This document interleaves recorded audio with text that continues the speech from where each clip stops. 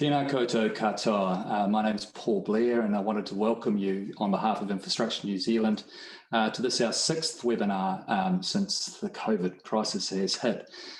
Tomorrow we'll be also talking to James Shaw about his response to COVID. Please join us tomorrow. So today it's all about housing. We've got two fantastic speakers who I'll introduce to you shortly. I'll just go through what I'm sure you'll be very familiar with. In this webinar, please use the Q&A function. We have perhaps up to 400 of you today, so if you could use the Q&A function, we'll get to your questions as soon as possible. The format today is I'll give a brief scene setting and then introduce our guests. What we'll have is that Minister Woods will give us a brief update and in particular what's happened in the budget and other related issues to that around housing. We'll then go over to Andrew McKenzie from Kāinga Ora. He'll give a brief overview of what's happening in the delivery side of housing for government. And then what we'll do is we'll reserve the majority of our time for question and answers, probably 20 to 25 minutes. I'll do a brief summary at the end. We've got a hard close at 5:45 today, so we'll try and leave as much time as possible for your questions. So for Infrastructure New Zealand, housing is one of the five critical policy areas that we focus on. And I suppose that housing is a pretty complex system. It's a system that we've built up over many generations. Some of the features, unfortunately, we're one of the second most unaffordable markets in the world. And we have not built quality homes for many generations. So it's a bit of an opportunity for us to have a think and have a reset on that. It's also a sector which relies on a complex interaction of many, many parties. So collaboration is particularly important. And some of the things that we've been doing since COVID have been pretty helpful in that space. Just for an order of magnitude, in 2018, $22 billion a year was the value of the residential construction sector. It was just over half, about 55% of the total $40 billion worth of construction that was done in New Zealand. So a critical part, highly based on confidence and highly based on individuals out there feeling the confidence to go and build. So really that's the build up to the setting for housing. Now what I'd like to do is just introduce to you the Honorary Dr. Megan Woods, our Minister for Housing, Minister for many other things as well. So we won't focus on her Greater Christchurch regeneration, energy and resources, research, science and innovation, or the Earthquake Commission, because we'd be here for quite some time. But Minister Woods looks after the housing portfolio. She's talking to us today from Christchurch. And what I'd like to do is leave as much time as possible. So Minister Woods, welcome. Thank you very much for your time, and I'll now hand over to you. Thank you. Thank you very much. Tēnā koutou katoa. It's wonderful to be here with you today. It feels like a lifetime ago that I was speaking to some of your members down in Christchurch. I think it was over February, but that world is kind of dividing very much into two. But it is a good opportunity to have this conversation with a large group of people who are so interested and involved in the housing sector, because we know that the health of the construction and infrastructure sector coming out of COVID-19 and its impacts on housing supply are a huge priority for us all, and they are for me, and they are for the Ministry of Housing and Urban Development, and for Andrew at Kāinga Ora, who you'll be hearing from later this evening. I do just want to touch on the news that came through today about the job losses at Fletcher's. First of all of our thoughts are with Fletcher Building staff and their families who are now facing redundancy in a very difficult economic climate. And we understand that many businesses out there are finding it really tough. Please let me assure you that the health of the construction sector coming out of COVID-19 and its impacts on housing supply are a high priority for us as a government. And this was backed up by our commitment to the sector through the economic support package and funding provided in last week's Rebuilding Together budget to aid recovery and stimulate the economy through construction and infrastructure. And as you indicated, I'll touch on some of the details of the budget which are important for our sector. So in that 50 billion COVID response and recovery fund that is aimed squarely at supporting New Zealanders and the economy through the effects of COVID-19 and the global recession. The fund will invest in a targeted wage subsidy extension, training and apprenticeships, and one of the important bits of the budget was an 8,000 public house building program, infrastructure development, job-rich environmental projects, and support for SMEs, exporters and entrepreneurs to grow the economy.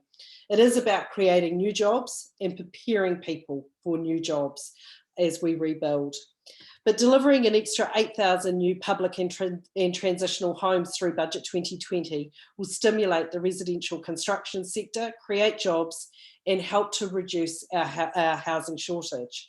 Kāinga Ora, community housing providers and transitional housing providers will build and deliver these places, with Kāinga Ora financing its proportion of the additional 8,000 places by increasing its borrowing by an estimated $5 billion over the next 4 to 5 years. So this is a significant investment, and it will deliver approximately 6,000 public housing homes and 2,000 transitional homes.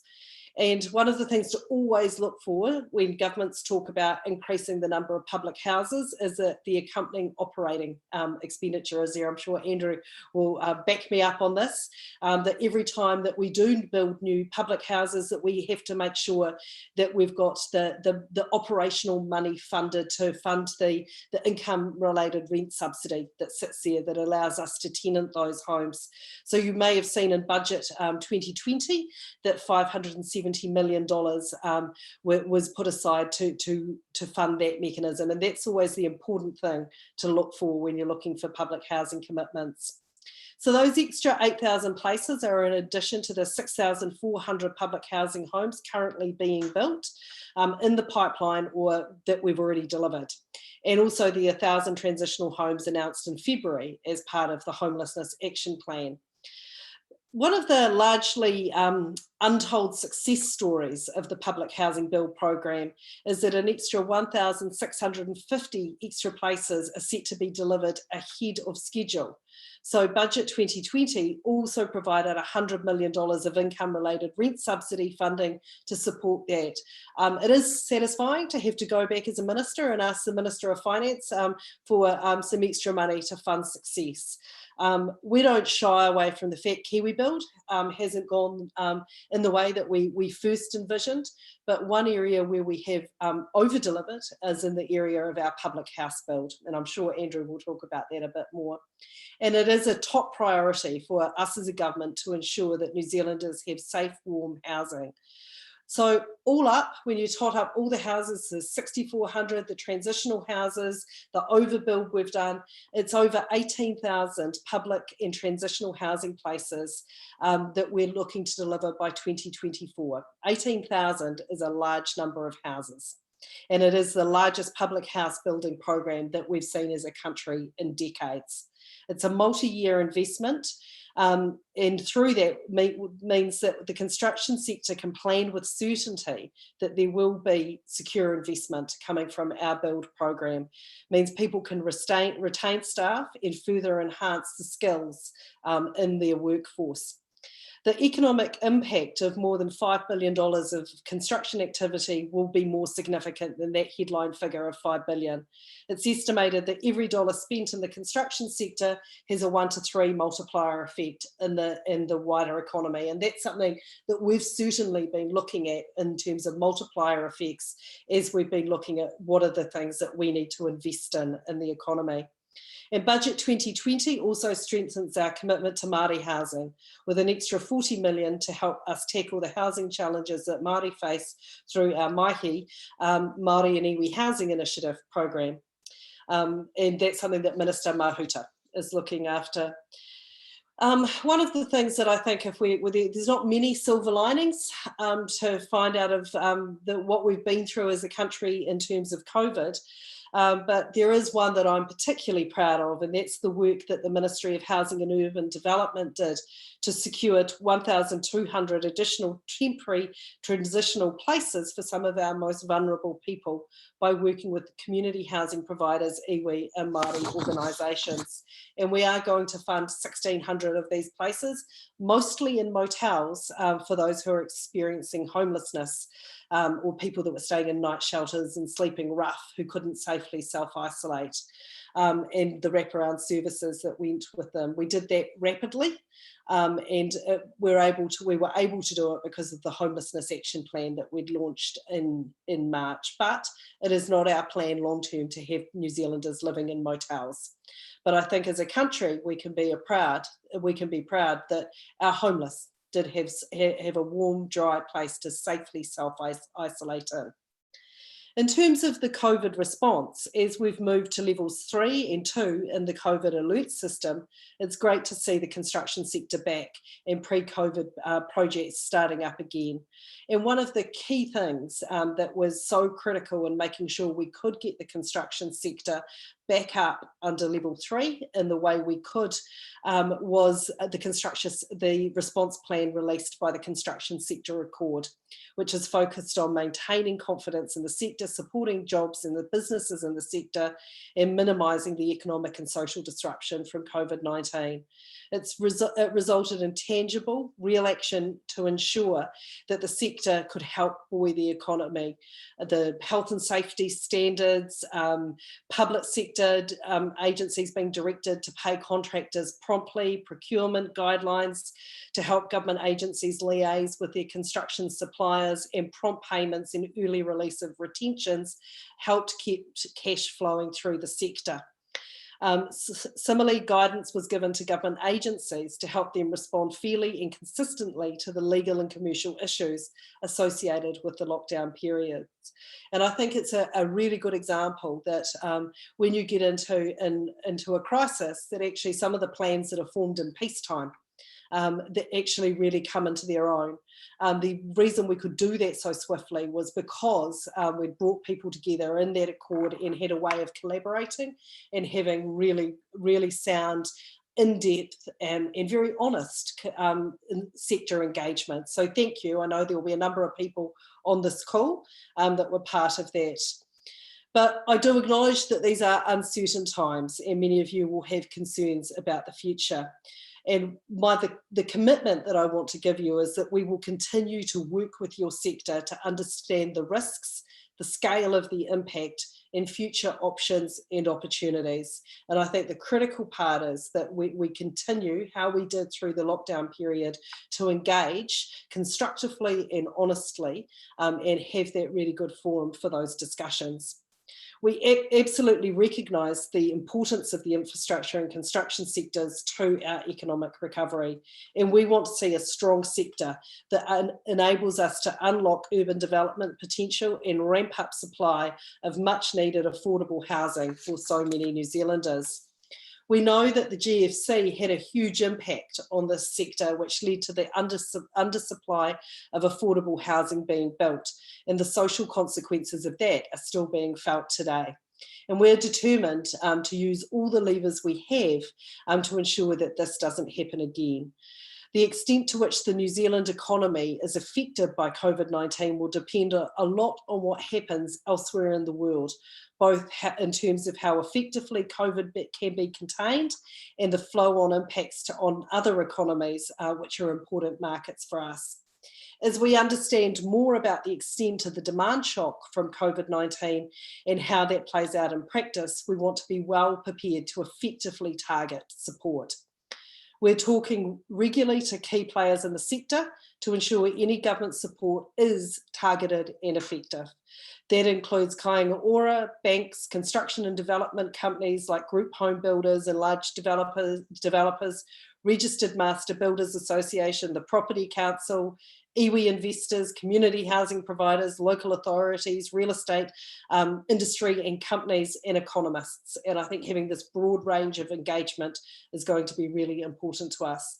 It is this intelligence that will enable us to get a good gauge of the issues emerging, including access to finance, how the sector is responding, and how things might play out over the next year or more.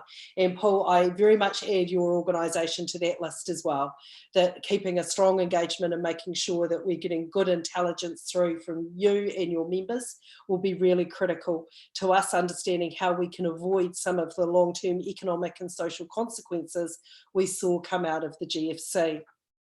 So in addition to the impact on housing construction, we also know that the economic impact from COVID-19 will present new challenges for funding, financing and delivery of infrastructure more broadly. And officials have been working with Local Government New Zealand, the Society of Local Government Managers and the Local Government Funding Authority to understand how local government finances may be affected under different scenarios.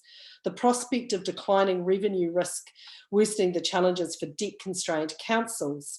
But the last thing we want to see is contraction in spending exactly where it is needed. So one of the things that has you would have heard a lot about is the shovel-ready infrastructure projects. So the COVID-19 Response and Recovery Fund has set aside $3 billion to fund infrastructure projects across the country. That's in addition to the government's $12 billion New Zealand Upgrade program and of course investments through the Provincial Growth Fund. We have asked a group of industry leaders to seek out infrastructure projects that are ready to start as soon as possible. And this work is being supported by Crown Infrastructure Partners.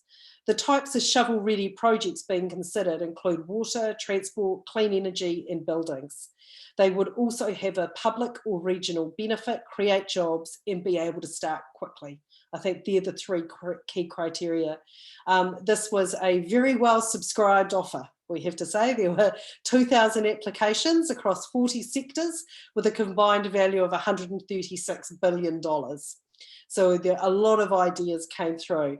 And what happens now, that ministers will have a report from the industry reference group and use the next 2 to 3 weeks to assess which projects will be funded.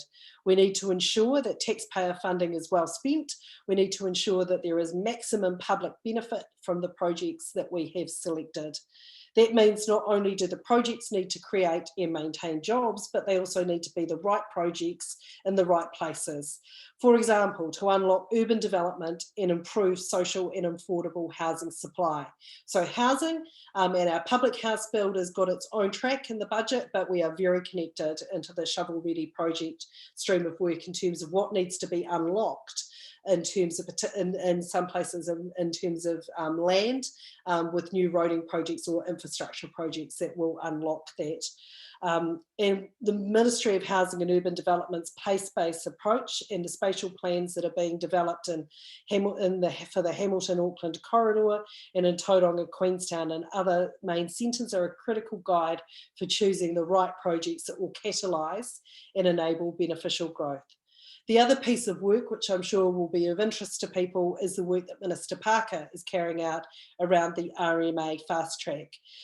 This is work that is critical to making sure that we can actually get these projects moving quickly. The fast track process is designed as a short-term intervention to help with the economic recovery, and the legislation will be repealed in 2 years. Existing Treaty of Waitangi settlements will be upheld, as will sustainable management and existing RMA national directions. It may also be used to fast-track consenting on some of the shovel-ready projects that are being considered. We don't have time to waste as a country. We need to get moving again, and the RMA legislative changes are expected to be made in June to speed up these projects. As we understand the extent of the demand shock from COVID and how it plays out in practice, we will also want to ensure that our demand support is targeted effectively. And there are a number of ways in which this can be done. Some of you will be aware that the Crown can already underwrite developments through KiwiBuild, and we also, that is a really important lever we have to reduce developer risk. Tools like this could potentially be broadened if considered necessary. We're also working around progressive home ownership. It was work, the $400 million program is aimed at supporting low to moderate income households to get into home ownership, and we're looking forward to rolling out the first stage of that program in the coming months. But we also have a number of different mechanisms in play to build more houses and encourage home ownership. And we acknowledge that entirely new tools may be needed in the future. We've been in discussions with key residential construction players on the Accord who have shared their ideas on stimulating demand and consumer confidence. The government will take a well-considered approach to any additional support for the construction and infrastructure sector. We need to ensure that government support is targeted to do the right things, be beneficial for the public, and represent value for money. Now, I haven't come to the end of my notes, but I'm aware we're getting on time don't want to eat into question time, so I'm not going to talk at all about Kāinga Ora because we have Andrew on the line that will be able to talk about that. But just a couple of other things. Building insurance work. I know that the construction sector is very interested in this subject, and Minister Salisa, as the Minister of Building Construction, is doing some work in that area. And she's asked MB to report back later in the year on options to address issues with risk, insurance and liability in the building system, and there'll be an update on that in the upcoming months. So I really do want to acknowledge and thank you for all your ongoing works and efforts during these challenging times to support each other and New Zealanders through the alert levels. That we are acutely aware of what a big job is ahead as we rebuild the economy, and how building and infrastructure is such an important part of that. So thank you very much for your time. I'll hand over to Andrew, and then we can have the more interesting part where the questions come in. So thank you, Paul. Well, thank you very much, Minister. That was fantastic.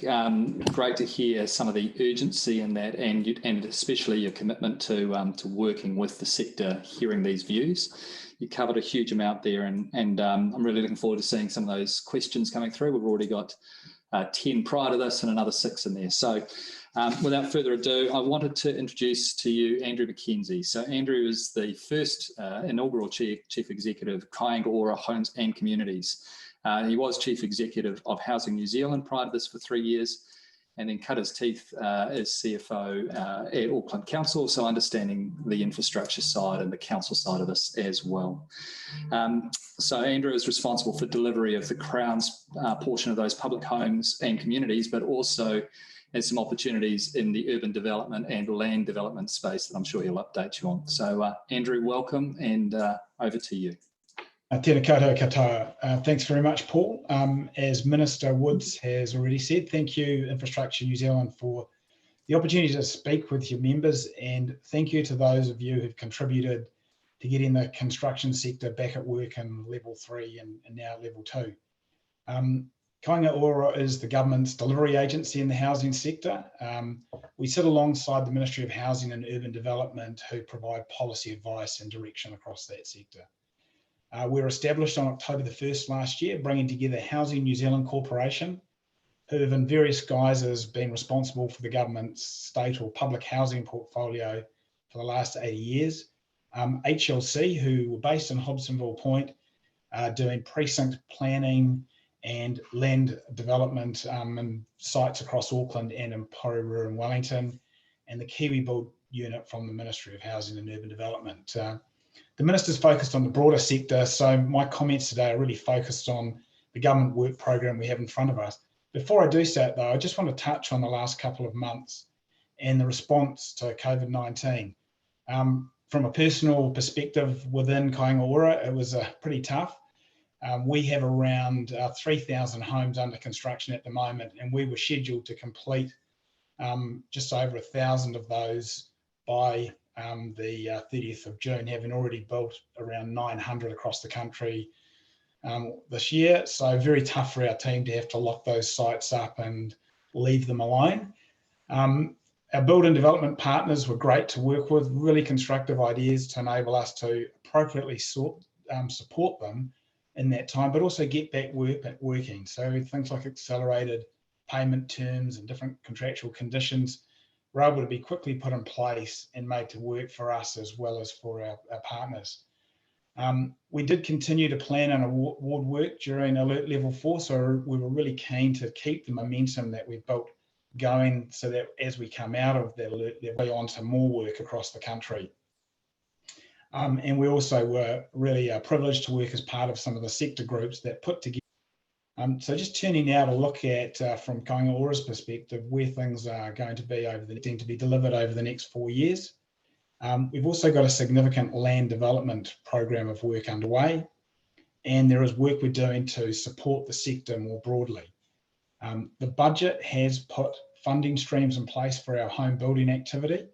It's also been matched with financing protocols, that $500 million that the Minister touched on.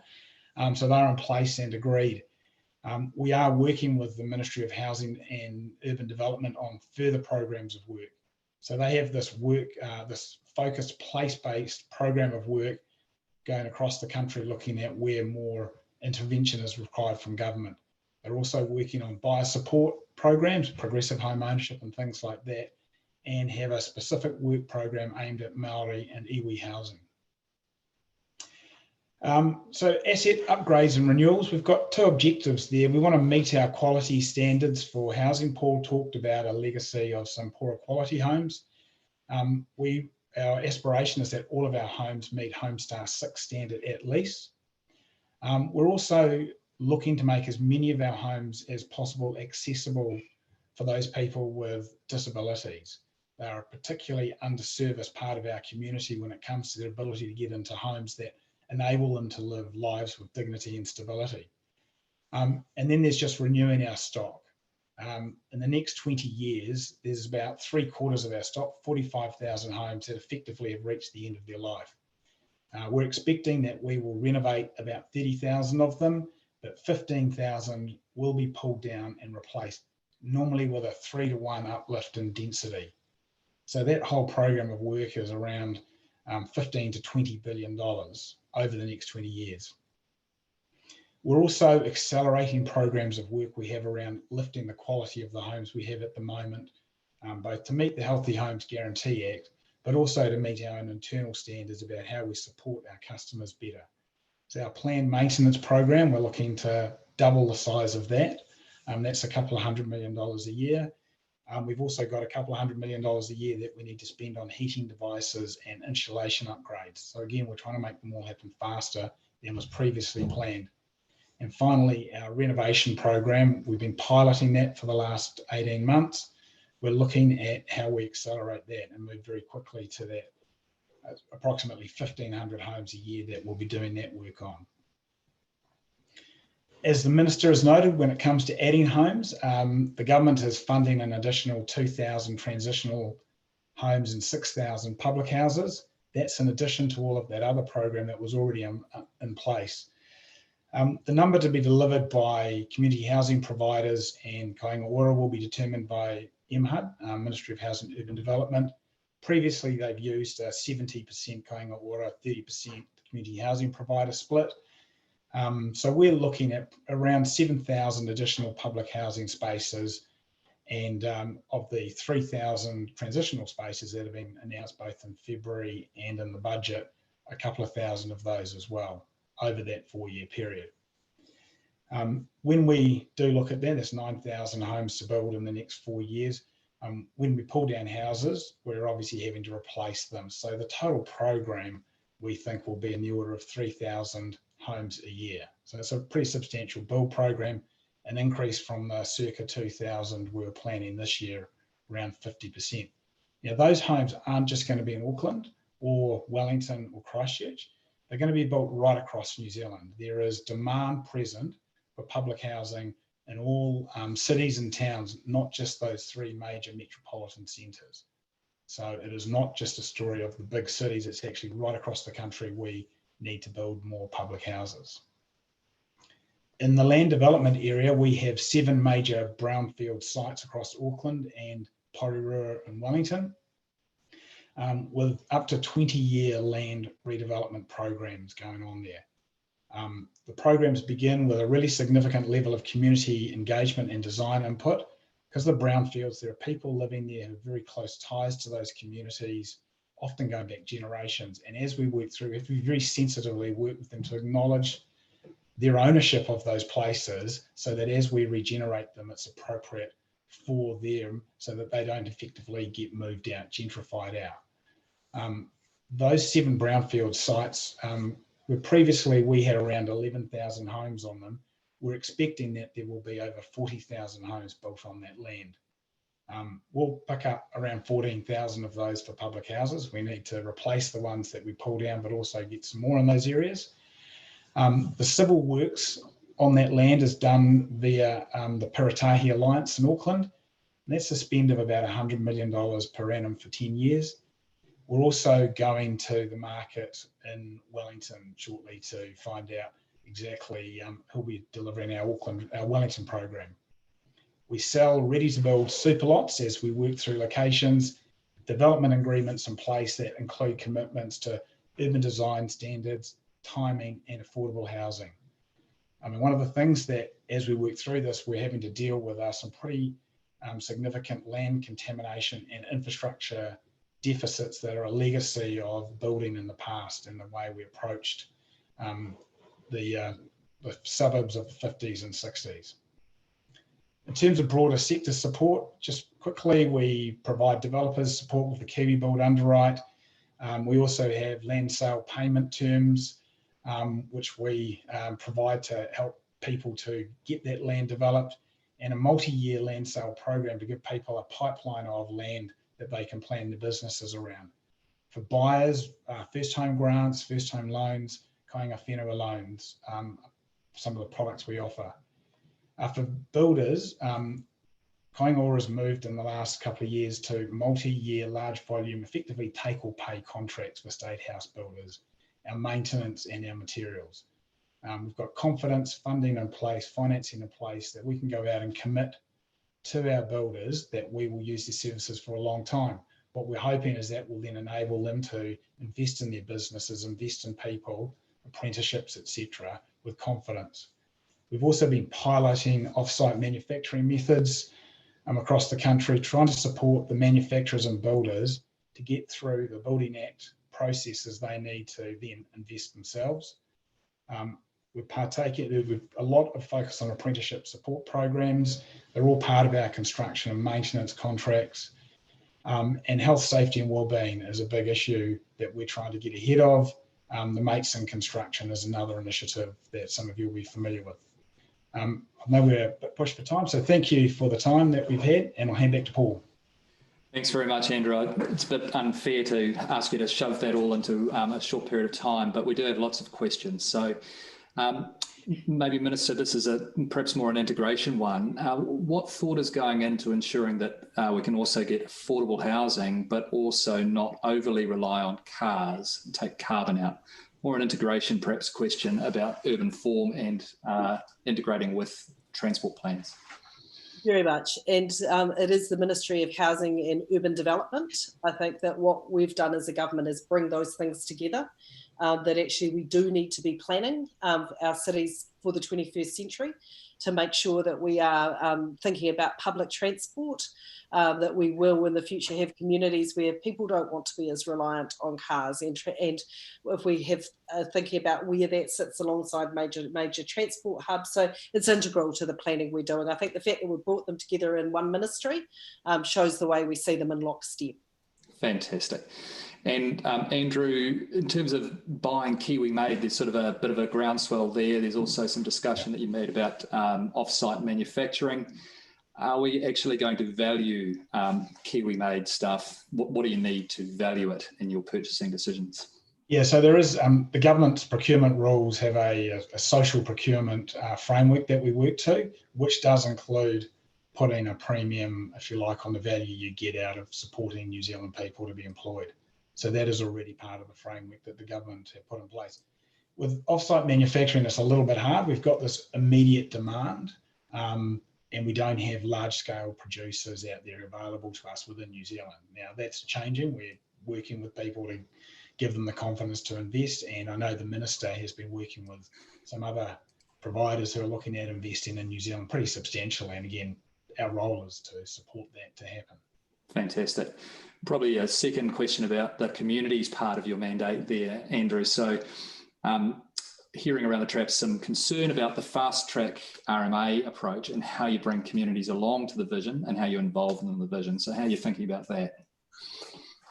Yeah, so we actually don't have the legislation in place for that. Sorry, I was talking more RMA fast track, if you're able. Oh, the RMA fast track, but people have talked about the Urban Development Bill number 2, which is proposing that we have some RMA powers. I mean, certainly from our perspective, we want to work with communities, not do things to them. And so a big part of the process is having a quality conversation with those local communities. As a central government agency, you tend not to have ties within a community. You're a national organisation.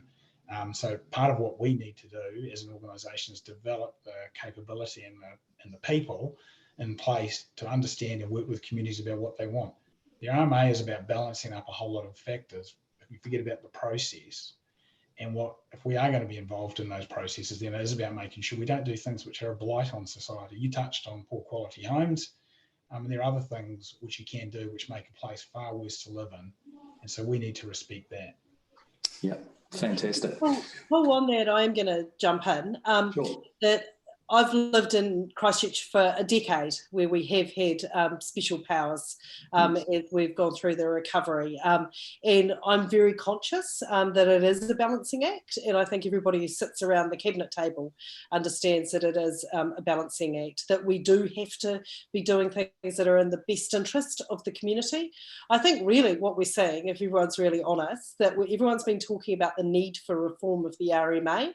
We haven't, Minister Parker's made some really good progress in the last 2 years. It's not ready to get over the line in terms of being as responsive as we had to now.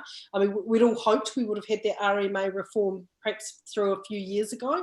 So I think really this is making sure that we're not unnecessarily held up where it makes perfect sense. We've got to have some bottom line principles there, that things we can't run roughshod over. But I think everyone agrees we do need the ability to move with some speed and some agility to make sure that we can stimulate the economy. But I can tell you, after a decade of experience, I understand only too full well the need to take the community with you on those. That's right, and I suppose that we've also got the cheapest homes in New Zealand relatively as a result in Christchurch of perhaps that speed. So there are trade-offs there.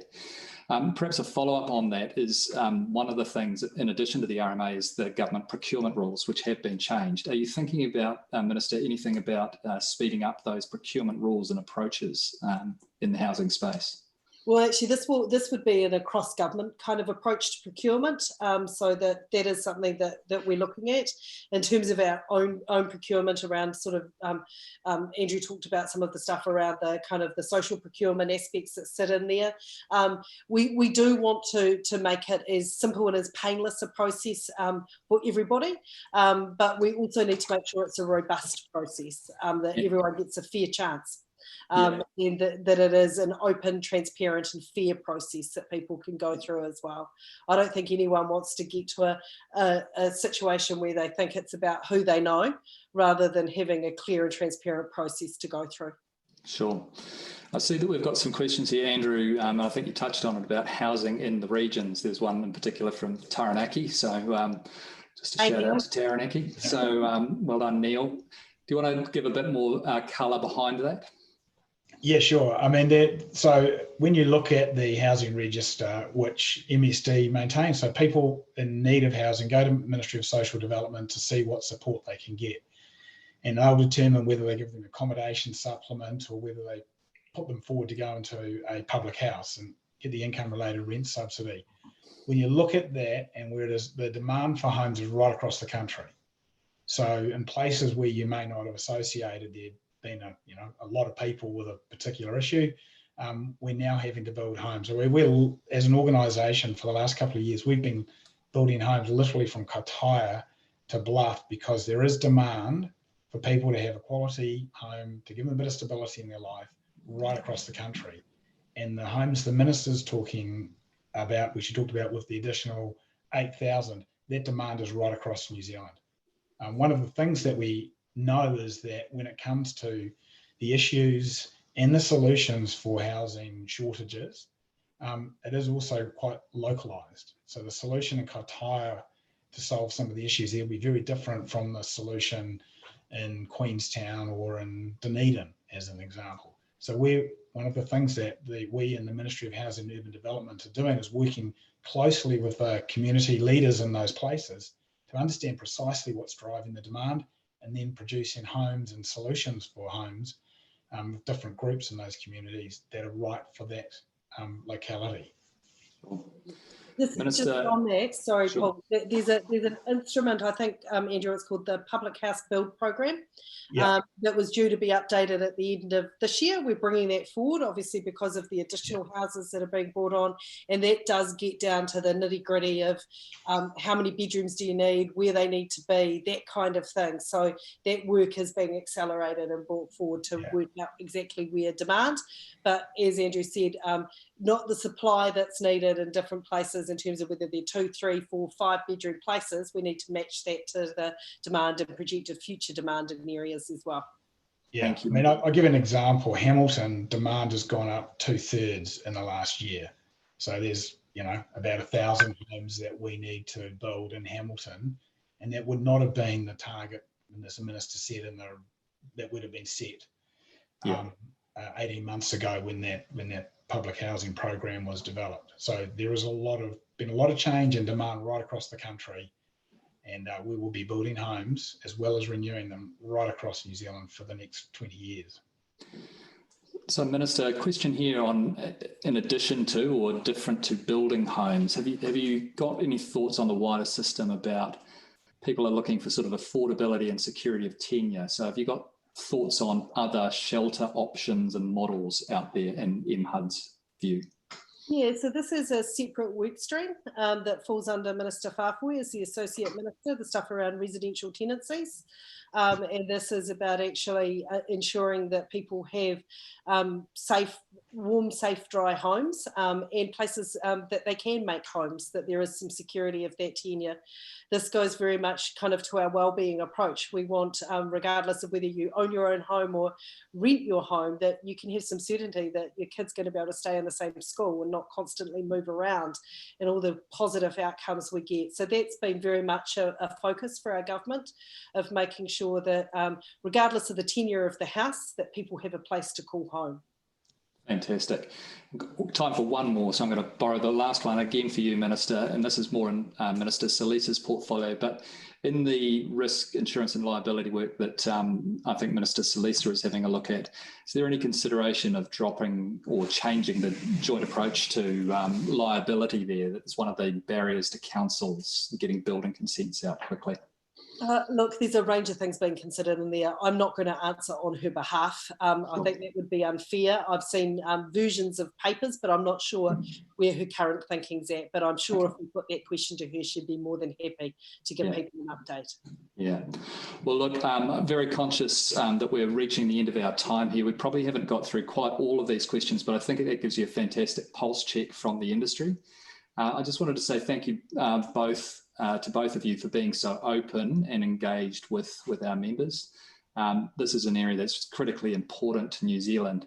It sort of feels to many in the industry, from what I've heard, that the budget was a fantastic step forward, but also that it was a very quick and practical response to some extent to a really rapidly changing situation. So I think what I'm hearing is there's a lot of interest in the use of the remaining firepower that is in the Kaingaora balance sheet, in the remaining $20 billion, in the $3 billion of infrastructure ready projects, if you like, for how we see with this sort of reimagine and have government step in even further to the space, if required, to support this sector. So I won't ask you for a response on that one.